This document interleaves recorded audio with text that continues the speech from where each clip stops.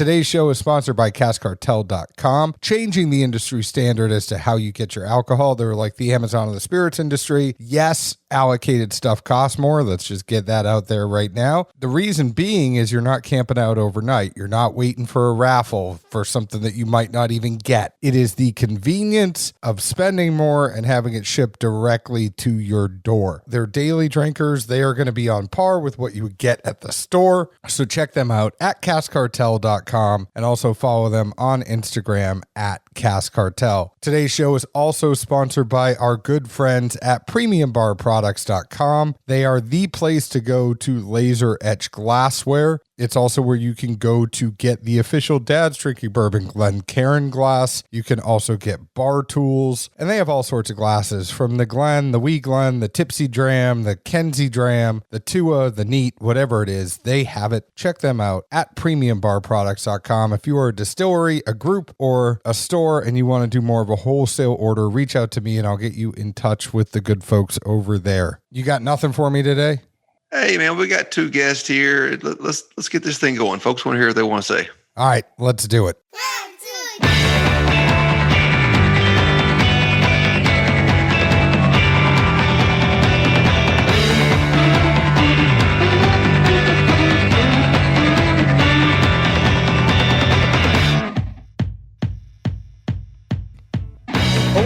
Everyone, my name is John Edwards, and with me as always is Zeke Baker, and together we make the Dad's Drinking Bourbon. Wherever you are, whatever time it is, thank you for making us a part of your day. I am not even going to banter with you today because we have two returning guests that we love dearly. They are good friends of ours. One worked at a store, one just drank a shit ton of whiskey, and the two of them, along with their friend Casey, started a whiskey brand that now is... The hype train is strong with this one, and thankfully the juice is right there with it. And that is Michael Hinds, James Davenport. Casey's not with us, but Nashville Barrel Company. Thank you guys for coming back. I thought that Zeke had a restraining order on Hinds, but I found out they had lunch today. This is twice in one day we get to see each other. That's like a second date. Oh, man, the weekend hadn't even got here yet.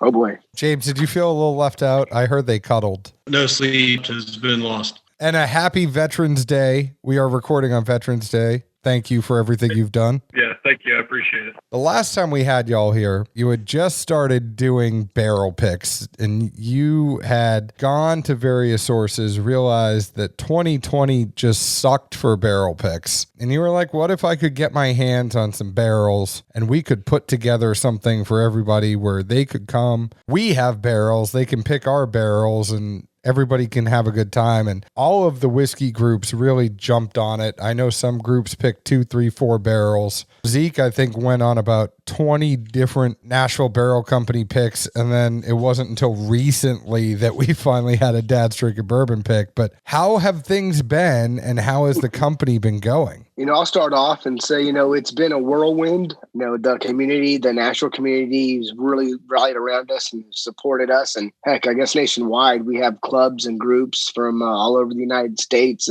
as far as Seattle, and is reaching out and wanting to do picks. So a lot of guys really, wanting to see us do well. And it's been a fun ride so far. I know that we are two of those guys. You originally rented space at another distillery. You now since have a warehouse, right? Where you are holding your stuff, or the barrels still at the distillery, or what's going on? The barrels, we still bring them down in small increments, and they're still at the bottler or at the distillery. And, those guys are working hard for us. So hats off to them. We're actually in the process of working and getting our own facility. So hopefully 2021, we'll have some big changes for NDC.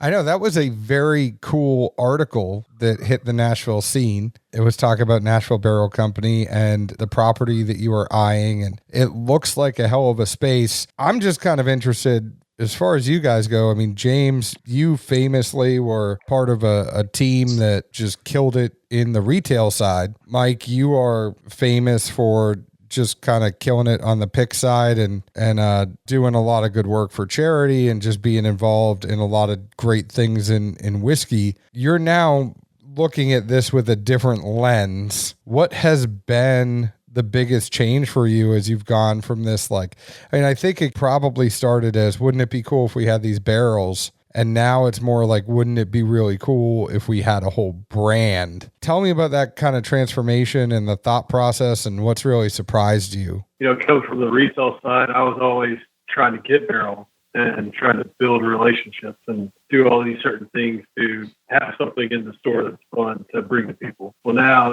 people are reaching out and want to do that for their customers, their clients, their groups, which is really cool. It's fun just to see the other side of how things are instead of getting to actually being able to provide for people. Was your phone getting blown up more when you were at the retail side and people wanted bottles from you? Or is your phone blowing up more now that people want barrels from you? The retail side, you drop a barrel, you realize you have a lot of really good friends. When you get to this side of things, you still have a lot of really good friends, and the phone definitely rings a lot. It's more consistent now all the time, instead of where at the retail store it was just whenever barrels coming in, or there's something that's supposed to come out in the market, something fun. Yeah, there's definitely new. John, I think one thing you were kind of alluding to too, and I'll just go ahead and transition into it, is last time we were on the show, we were really doing the single barrels and whole barrel picks. We had a $99 MSRP, below $100, but still, it's still a pricey bottle for a lot of whiskey drinkers. We come from the whiskey world. We definitely are aware of price points.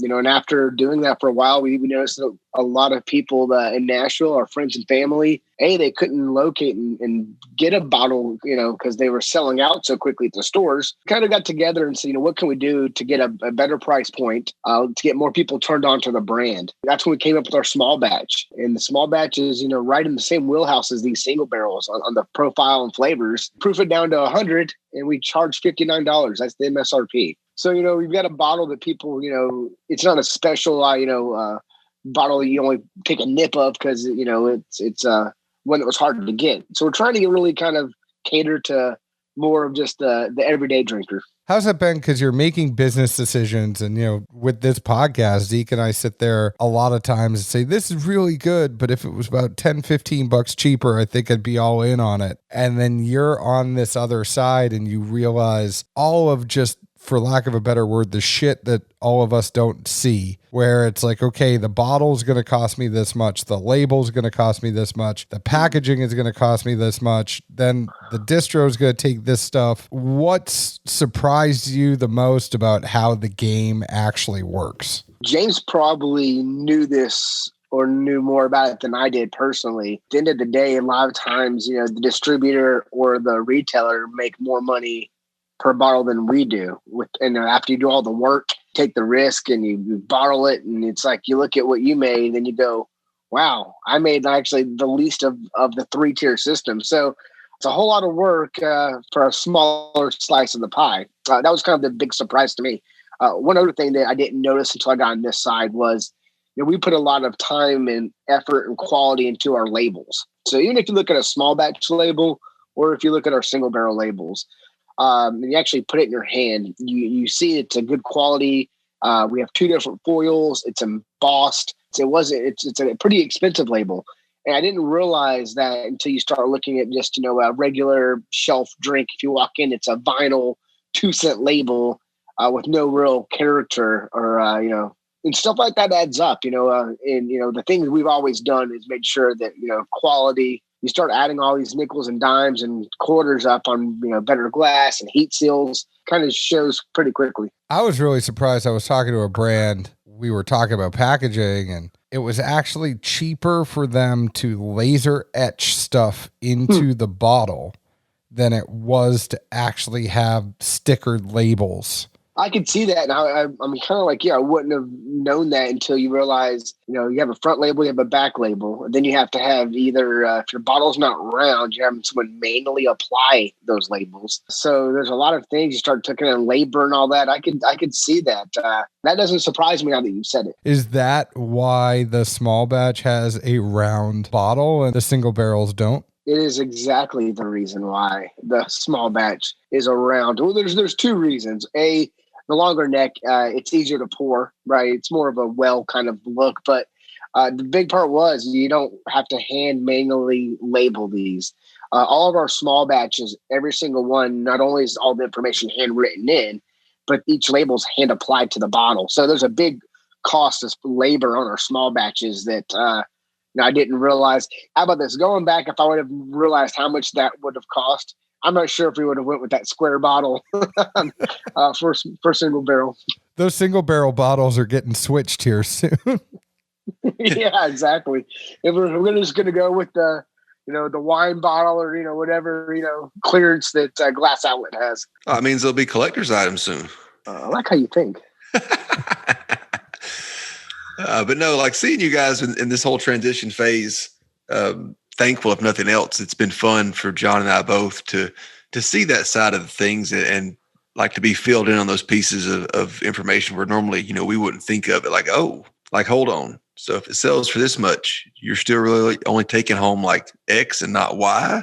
And these people make this much, and then you have to spend this for that and this and whatnot. And I mean, I feel like if we've talked with you guys and other brands that we're, close and consider family with, it's a much more in detailed and different dialogue of conversation. Like, oh, like we get these things now. When we shoot the shit, it's not even about necessarily the juice now. It's Right. 10 other things that are going on that most people probably wouldn't think about or worry. And it's like, oh, I just spent 50 minutes and we didn't even talk about what was in the bottle. Like we didn't even get that far. One thing, Zeke, that's kind of interesting is that 2 years ago, when Tesla started blowing up, probably more than 2 years ago, I think it was like Texas or California was stopping them from doing direct to consumer sales. And I didn't realize what an issue that was, right? Because, Ford, GM, Chevy, they sell it to a dealership. The dealership sells it to the end user, the 3-tier system.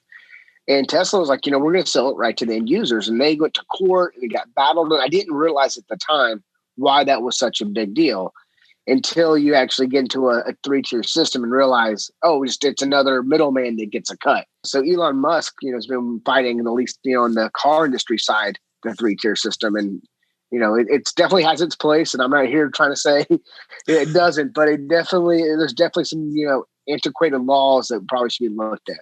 I'm not trying to get at any of our distributor friends, but I mean, if you think about you guys as an NDP, it's a 4-tier system because not only are you paying for the juice, then you're spending your labor and your time, especially with the small batch. And I definitely want to get to this part because I find it very interesting on blending it. And then you're giving it to the distributor who's giving it to the retailer. So there's almost 4 steps in your supply chain. Yeah, there is. The bottler, the distributor, the retailer. Yeah, it's everyone, everyone's got their hand out. For me, I find this real interesting because Zeke and I talk like we know more than we do. And then it's like you think but until you're sitting on that side of it, everybody's like, oh yeah, it's super easy to make a whiskey brand. I could do that. Let me go be an NDP. And then you sit there and you're like, I don't know if I should have done this. Maybe I should just go back to drinking it.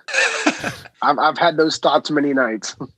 One of the things I love is like people like Carlos. Now, Carlos goes to the gym with me, and Carlos, I think, has every single bottle of the single barrels of NBC. He has more than I do, like as far as different ones. He has more than I do. I know James and him are good friends, and it's amazing how many bottles him and Stephen Douglas have. It's incredible. They got more than we do. That's for sure. I thought Hinds was crazy with Willet. And then there are people that are this crazy with NBC. Look at that. Yeah, it's definitely cool that at least one person or 2 people liked it enough to keep buying it. So that's it's a good feeling when you think like, okay, well, obviously we have something here. That's kind of like how Zeke and I feel about the podcast. We're really happy that we have 2 listeners. Oh, I was going to say that's show right now.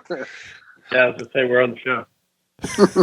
I was going to say that's how I feel about Geek. I mean, that was a pinnacle moment. Geek was really concerned, by the way, Zeke, about how your hip is doing. And he sent me a text and he said, if Zeke wants me to come over and rub his hip, I am more than happy to.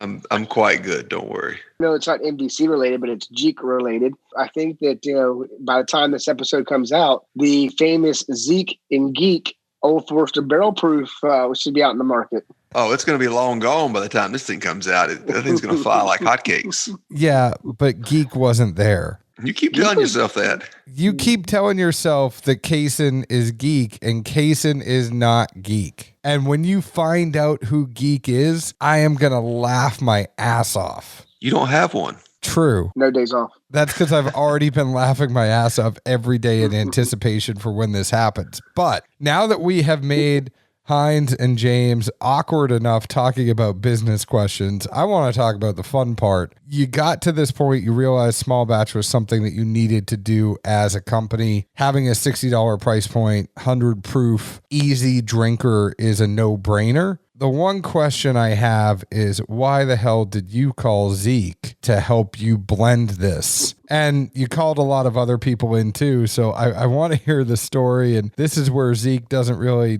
he is a participant in this process. But tell me about what you did, because I thought it was really cool. We came from the bourbon community. We weren't a guy that worked at Oracle or, Subway that just said, I've got some money, I'm going to go do this. Like, we've been doing this, and we're friends with a lot of the local bourbon drinkers. And one thing we've done in Picks, we bottle shares. It kind of goes back to a bottle share, right? You get a bunch of buddies together, sit around, you drink, and you talk about, which one you liked. And we thought that, once again, we don't think that we're better than anybody else as far as our ability. So we kind of were thinking, we should get feedback from people that, are bourbon community. Let's get some different inputs. A lot of the guys that we brought in were people some of them I had never drank with before. So I think it was cool to actually just get, different clubs, different groups, stores involved and kind of tasting through them and getting their input. And I think that, all of Nashville can really rally behind it because, it wasn't just James and I making a decision. It was a collective in knowing that, but we got a lot of good feedback. And Zeke even, provided some decent feedback, which was a surprise, I think, to everybody there. So before we even get back to Zeke's feedback, which I'm very surprised about, James, who was there? Tell me, who your starting lineup was for this Nashville Barrel Company small batch. This wasn't just a starting lineup. This was a group of, people from all different aspects of the whiskey world. So, we had people that, go to their stores and, run picks through there. We had Mr. Zeke with us that does stuff with you. Unfortunately, you couldn't make it, John. We had customers, that have been a part of barrel picks that we have done in the past. Stephen Douglas was there. A lot went into it. Yeah, I apologize. I was at an event in Kentucky and I was driving back and I couldn't make it. But I'm glad you had Zeke there warming the bench, because for every starting lineup, you need a good 6th, 7th, 8th man. And Zeke's a great 8th man off the bench for you. Don't worry, John. There was enough other folks here that the room was full of air and lots of people were talking, and I was able to nerd out and just kind of go into a hole and think a lot. And you did. Yeah, we had, I know James kind of talked about some of it. The Whiskey House was there. The Nashville Bourbon Social Club was there. We had just a lot of different walks and groups, small group legends. We tried to bring in people that that we typically, it wasn't like a friends thing. It wasn't, all of James and my friends. Some of our friends were there, but overall, the crowd, as I said, was half the people I never had got to talk with or meet. So it was great to kind of, do a big bottle share, if you will, or a big share to blend this batch. Now, Zeke, I have a question for you. Sure. So as we were talking about this process, you had said something to me about the different profiles that come through. So what did you find in blending this small batch that kind of stood out to you as far as the process went? I'll say, without just going too much detail and whatnot. So we had 6 different single barrel samples of 4-year juice to go through and work on mingling those. And honestly, with both Mike and James, previously we tasted some earlier kind of, renditions of, possible small batch blends. There's some readily identifiable flavors there. And that was what I really enjoyed about these 6 barrels was they seemed to hit both sides in between some of that were more minty rye, those aspects of a 95.5, and then also some that were much more floral, citrus, and just some of the variants that were in there. But there was enough out of the 6 that really allowed us to tinker with 3 and 4 barrel blends, usually in equal increments, to where you could really see what kind of pulled weight and what didn't, as far as, all right, one part of this is really doing more than it should. It wipes out the floral we were getting from these. And through tinkering it, actually managed to find my notes earlier. And we did 7 different batches of these things. And literally everybody at the table, though, each time we blended them, it was funny because for the most part, all the notes were agreeable. And we all said, all right, we love this part of this, but the previous one, we liked that. Or what caused it? And just kind of were able to rule out the different ones that were, or what was causing the things we did or didn't like, and really just work to find an overall synergy in between those barrels. I mean, like Mike said, some of us knew each other through, groups on the web. Some of us had drank together. Some had never even been face to face or whatnot. But to see everyone essentially get the same notes, the same reason and rationale behind it, and then also agree, all right, this blend is the one that beats that one. We like this overall profile better. I mean, it was just a blast and one of the more unique experiences I think I've ever had, as far as just 10 people being in a tight room, all tasting various whiskeys, and at the end of the day, all agreeing on what we thought was the best overall winner. I mean, I can't think of many times that's happened. Like, put us all in a barrel pick. We're not all going to agree. Folks, if you're playing at home and you are playing Zeke bingo, he did say synergy. You might have a bingo. And just to clarify one part of that real quick is that there was 2 groups doing exactly what Zeke said. So there was 12 total barrels that we're trying to pull out the flavors of the 4-year-old. Then we added the 7 in at the end. We had 2 different groups where each group had different barrels that we went through on that process. One fun thing, the thought process, which was really cool.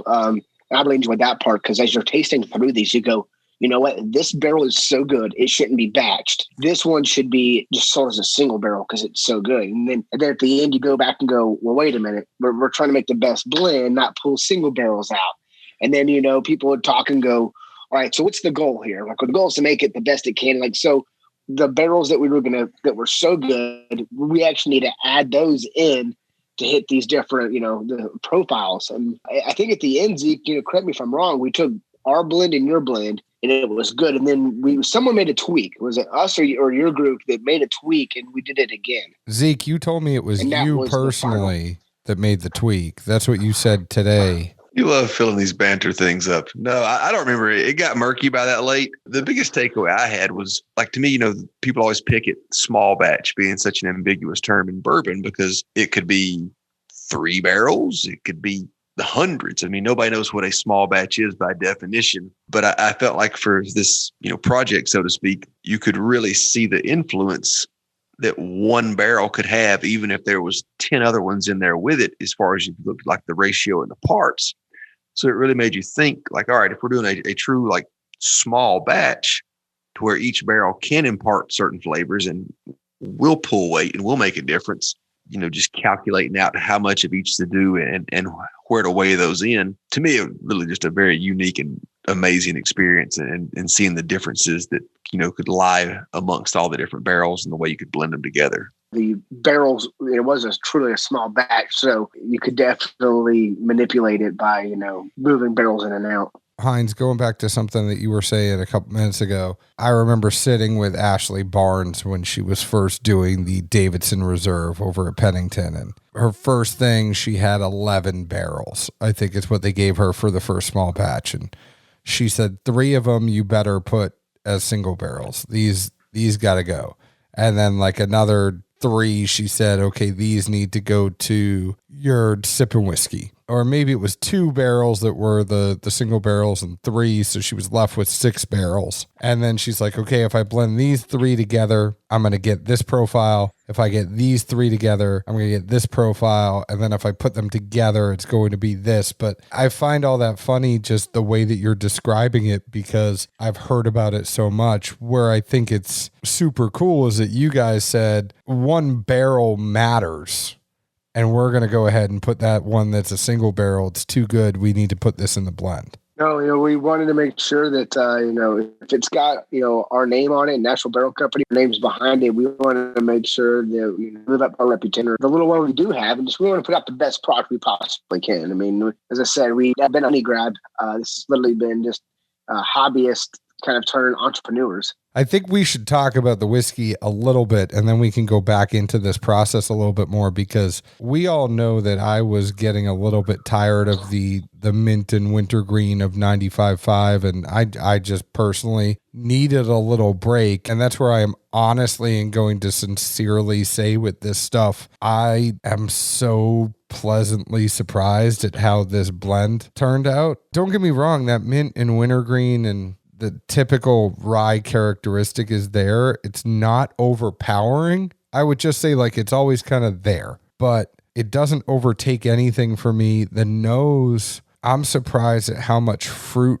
Zeke makes fun of me and says this is not a tasting note or a nosing note, but the nose is thick and creamy. For 100 proof, I mean, there's a lot there. It's got a good mouthfeel even from just nosing it. I would say a lot of that carries over to the palate in the sense that mint and wintergreen is there, but it's there. Like it's not overpowering the pour by any means. And that thick, creamy mouthfeel and the fruit just lingers and lingers and lingers. This punches above its weight class to me, and I think it drinks like a product that would be more expensive on the shelf from other places. So I just have to say, honestly, sincerely, everybody knows I am a tough 95.5 critic, and this has far surpassed any of my expectations and then some. You guys really killed it, and that's how I know the Zeke had nothing to do with the blend.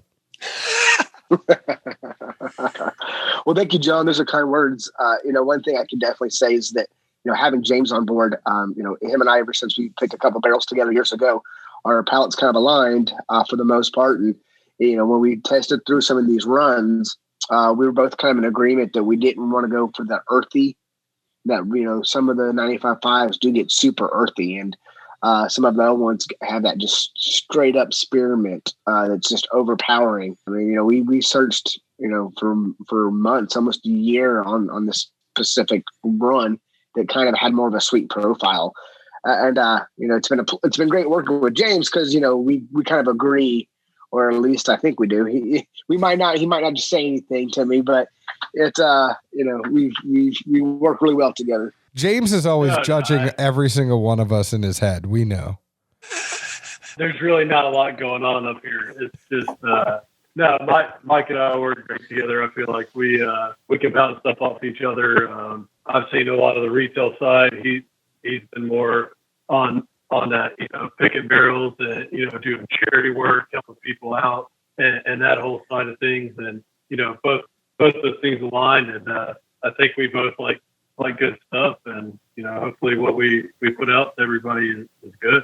Zeke, what were your notes? Yes, you were there. Yes, you were a part of it, but I do consider you one of the best analysts in the game. What I like about the most is literally the versatility of it. Mike and James and I have talked about it more than once. And the best part about being, good friends is you can speak your mind freely and you don't have to worry about like somebody like taking it to offense or, getting pissed off or whatever. And anytime we've all pinged ideas off each other, that's all it is. And it's all right. I see that perspective. I see this and that. And, we're always going to see what the other one gets. May not feel the same way about it, but it's always constructive criticism. And I told them both what I thought the beauty of what they had the opportunity here with was literally changing the perspective on what people think of in a rye whiskey to a fair degree. I think there's a lot of fruit and floral here, a lot of citrus. And by citrus, I mean like the rind, the zest, oily. It hangs with you. For a 100 proof product, the finish on this, to me, what I think's the great attribute is how it's got enough spice to where it's a rye and it kind of builds, but then it reaches this plateau. And I wouldn't call it a peak because it's not so much it's offensive, but it kind of hits this spot about halfway through the back of the palate where it just hangs. And in the finish, it still just lingers and hangs. And then when you think about it and realize it, it's just as strong, like to me, just lemon, slight orange zest that just hangs around in there. There's some big notes like Washington red apples. At some point, Mike asked me one day, tasting through his things, and he's like, "Hey, like, what'd you think about this? Somebody gave it to you as a Christmas present." And I said, "Well, if I'm just a random person, a lot of people don't get into ryes. That just is what it is. It's, when you put rye on the label, you kind of shun some people off automatically." And I said, "But this is one of those things where somebody's going to get it." I said, "Okay, cool. They got me a rye. Damn it." And then like 2 or 3 or 4 months later, they pop it open because they're bored or whatever one night, or maybe they're just trying to serve something around the house. And they're like, "Oh shit, I've been sitting on this for how long? I should have drank this forever ago." Like this is not what I would think of in a textbook rye whiskey. That's what I enjoy the most about it, is the ability to kind of, bend and twist that, typical profile you think of with 95.5 and really show what other attributes can be in there and open the mind, so to speak, on like, all right, this isn't a textbook rye whiskey. Like, give it a whirl first and then talk to us. Is that because you can't bend and twist anything else because you hurt your hip because you're old? Look here, I can still bend and snap. John, as Zeke was saying, that there was a time he was analyzing our batch that we had kind of done. We've done a couple smaller versions of barrels that we thought we were going to put in it. We kind of did this in 3 or 4 increments, right? You can't go through in one day and try to do this whole batch with, X amount of barrels. So we would do a group and we'd grab some, and Zeke was pretty vocal about one of them. And I guess maybe that could be a reason why him and his group did something to kind of complement or contrast it, actually, because I know there was a few things he wasn't a big fan of part of a blend of a smaller one. But after some tweaks and that night, and we blended at the end, what we came up with that final night with another one. And that's when we knew we had magic in a bottle. The one thing I will say about Zeke, and it is a good thing, no one can ever say he's not opinionated. That's a solid person to have. I mean, you don't want a bunch of yes people on that pick with you sitting there going like, "Oh yeah, I'm going to defer to Mike and James because their reputations are far better than mine." It's like, you want to know from as many people as you can, do you want to drink this, period? Well, one thing we did too is one of the guys that we brought in was Seth from Bourbon Steak. So he actually showed up to the blend. He's a award-winning mixologist, and follow him, or you'll on Instagram or locate him, or if you're in Nashville, go to Bourbon Steak and sit at the bar. The guy truly is a master of his craft and travels the world doing cocktails. So we brought him in as well to kind of give us the perspective of what flavor should you pull out for cocktails. So he was very kind of instrumental in some of those, aspects of it. And another, we had talked prior, and that's one of the reasons why we went with the 100 proof. It's good for experienced bourbon drinkers. 100 proof is respectable. It's great for cocktails. So there was a lot of thought process and even the proof and the glass, and Seth, if any of the listeners come to Nashville, stop by Bourbon Steak because it's actually going to be featured in a cocktail. It's on the menu. If you want to see what you can do with a rye and with a mixologist, stop by and have a drink. Heck yeah, and the view of downtown is great from Bourbon Steak. The food is very good too. I'm not picking up your tab when you eat there, though. Jesus.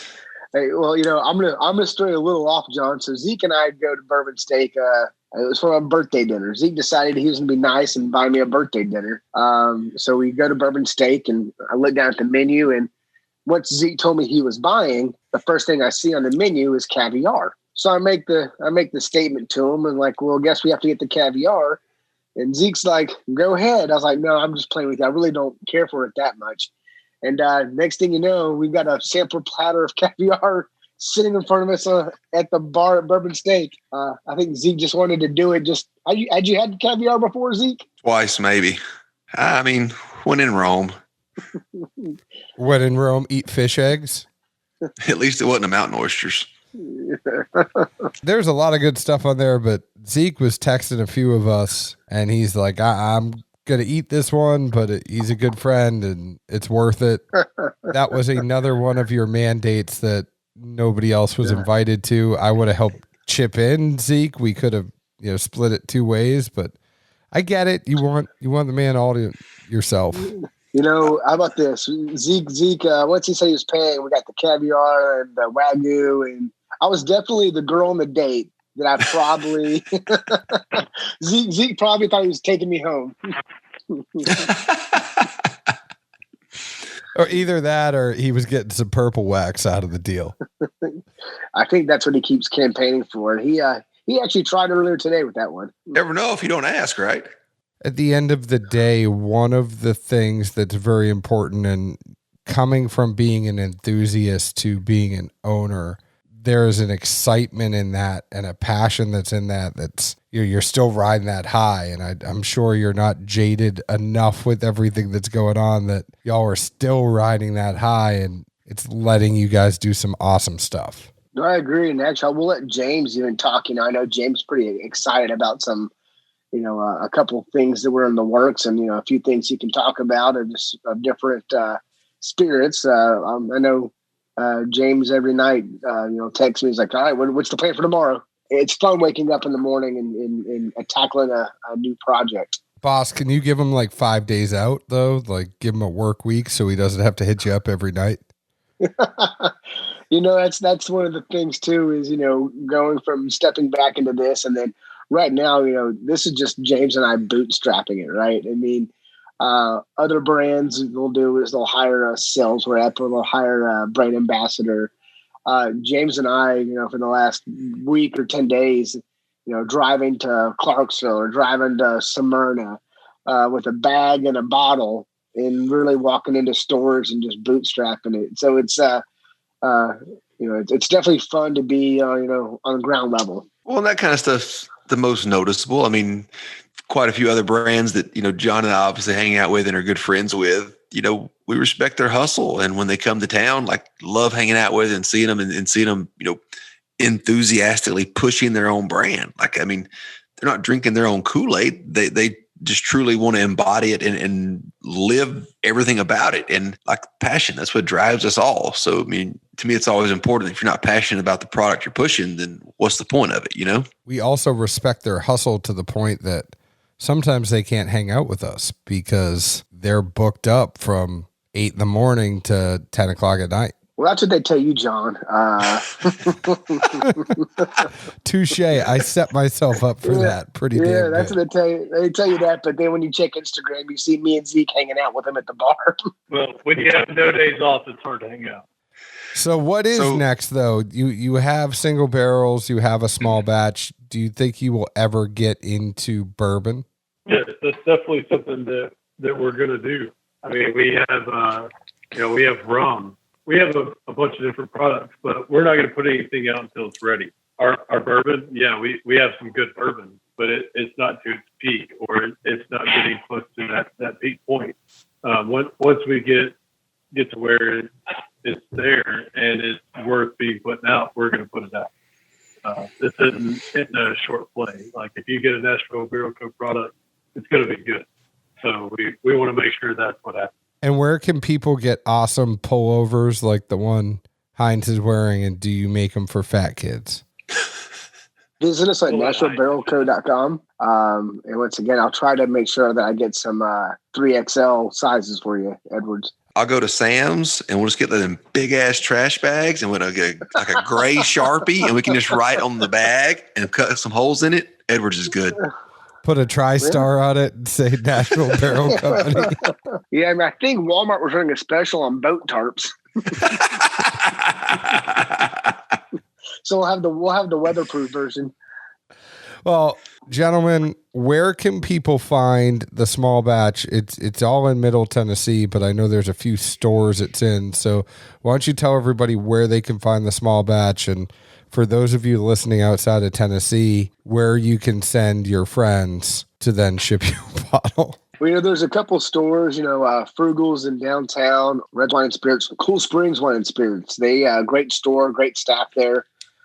They've got a few. Royal or Port Royal's got a chunk. Yeah, Old Fort.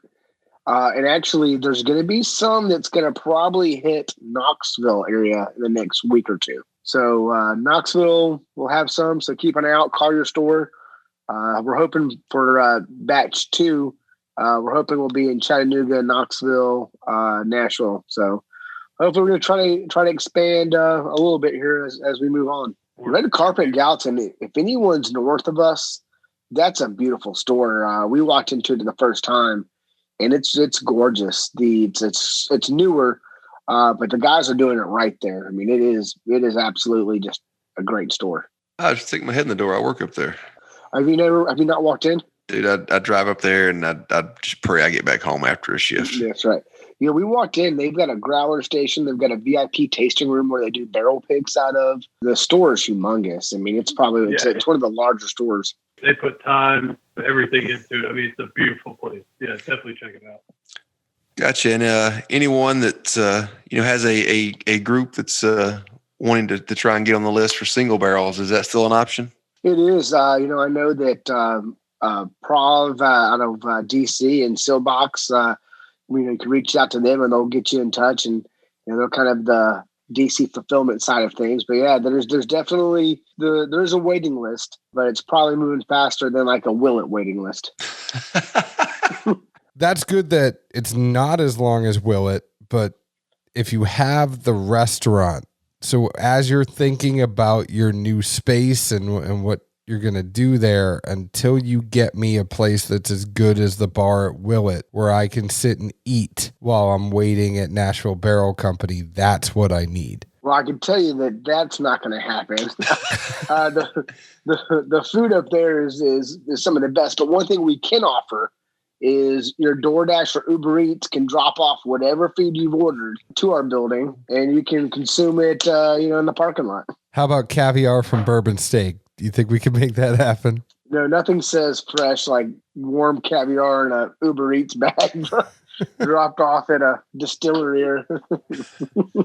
Let's go look for Nashville Barrel Company at a whole bunch of places. We love everything you guys have been doing.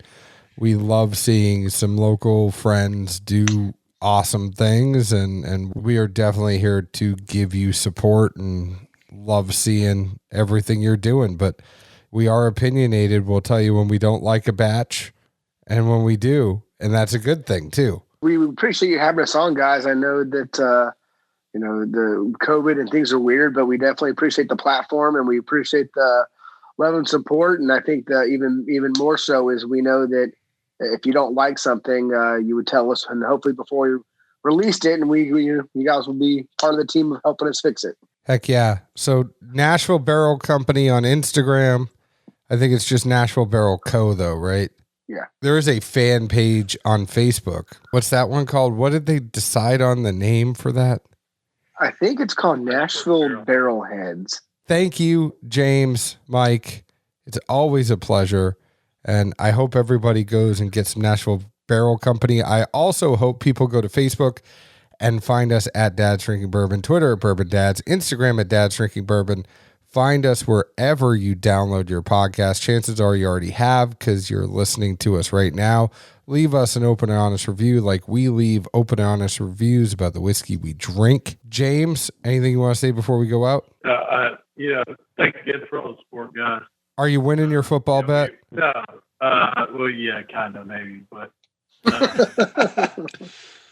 no, thanks for all the support, guys. We appreciate everything. Look for the small batch whenever you can see it out there. It should still be available in most retail locations. And one last thing, John, I'll say is that if your listeners want small batch and they're in a state and that they've got connections or they're close to the store, have the stores reach out. I mean, because once again, the best way for us to expand is if there's already a market and people are wanting it. It makes it a lot easier for the distributor to bring it in. If you're in Texas or if you're in, Florida or wherever you are, just have them, reach out and ask their stores and then distributors will reach out. It's actually everything we've done has been grassroots. We haven't ran any ads. We went on billboards. It's always been word of mouth. So feel free to have, just try to get noise in the channel.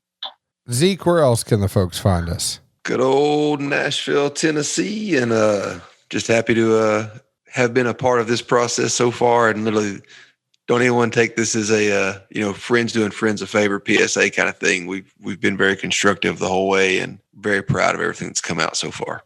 Cheers. Ciao. Cheers, guys. Thank you so much for having us on.